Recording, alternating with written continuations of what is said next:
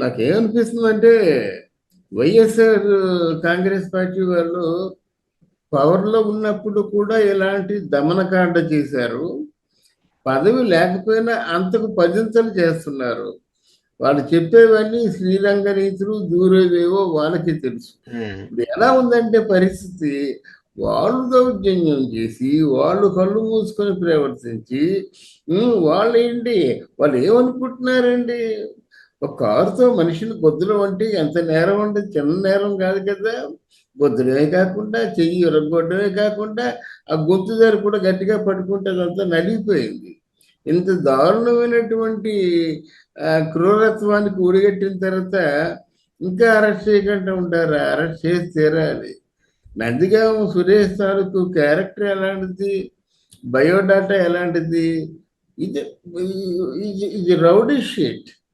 చాలా భూములు కబ్జా చేశాడు, చాలా మందికి గలాభాల్లో ఉన్నాడు, చాలా మందిని కొట్టాడు, తిట్టాడు, వాడు చావుకి కారణభూతుడయ్యాడు.